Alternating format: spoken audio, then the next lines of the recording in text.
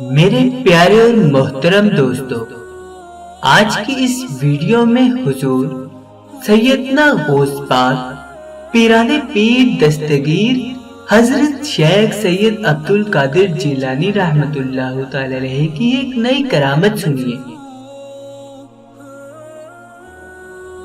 ابو سعود الحریمی رحمت اللہ تعالی علیہ سے مروی ہے کہ ابو المظفر حسن بن نجم تاجر نے شیخ حماد رحمت اللہ تعالی علیہ کی خدمت میں حاضر ہو کر عرض کیا، حضور والا، میرا ملک شام کی طرف سفر کرنے کا ارادہ ہے اور میرا قافلہ بھی تیار ہے۔ 700 دینار کا مال تجارت ہمراہ لے جاؤں گا۔ تو شیخ حماد رحمت اللہ تعالی علیہ نے فرمایا، اگر تم اس سال سفر کرو گے تو تم سفر میں ہی قتل کر دیے جاؤ گے اور تمہارا مال و اسباب لوٹ لیا جائے گا۔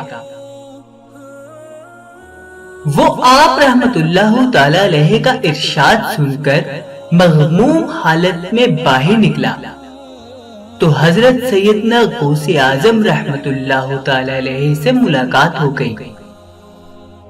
اس نے شیخ حماد رحمت اللہ تعالی علیہ کا ارشاد سنایا تو آپ نے فرمایا، اگر تم سفر کرنا چاہتے ہو تو جاؤ، تم اپنے سفر سے صحیح و تندرست واپس آؤ گے، میں اس کا ضامن ہوں۔ آپ کی بشارت سن کر وہ تاجر سفر پر چلا گیا اور ملک شام میں جا کر 1000 دینار کا اس نے اپنا مال فروخت کیا۔ اس کے بعد وہ تاجر اپنے کسی کام کے لیے حلب چلا گیا۔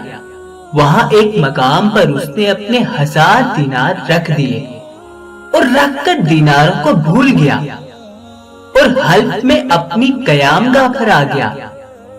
نیند کا غلبہ تھا کہ آتے ہی سو گیا۔ خواب میں کیا دیکھتا ہے کہ عرب بدو نے اس کا قافلہ لوٹ لیا ہے اور قافلے کے کافی آدمیوں کو قتل بھی کر دیا ہے اور خود اس پر بھی حملہ کر کے اس کو مار ڈالا ہے۔ گھبرا کر بیدار ہوا تو اسے اپنے دینار یاد آ گئے۔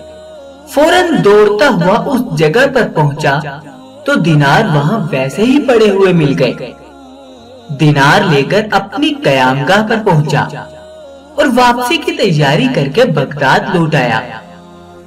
جب بغداد شریف پہنچا تو اس نے سوچا کہ پہلے حضرت شیخ حماد رحمت اللہ تعالی علیہ کی خدمت میں حاضر ہوں کہ وہ عمر میں بڑے ہیں، یا حضرت غوث پاک رحمت اللہ تعالی علیہ کی خدمت میں حاضر ہوں کہ آپ رحمت اللہ تعالی علیہ نے میرے سفر کے متعلق جو فرمایا تھا بالکل درست ہوا ہے۔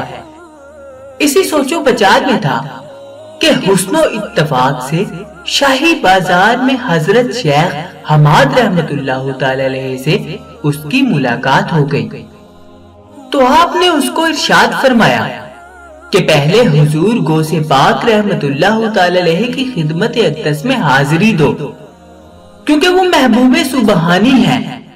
انہوں نے تمہارے حق میں 70 مرتبہ دعا مانگی ہے، یہاں تک کہ اللہ عز و جل نے تمہارے واقعے کو بیداری سے خواب میں تبدیل فرما دیا اور مال کے ضائع ہونے کو بھول جانے سے بدل دیا۔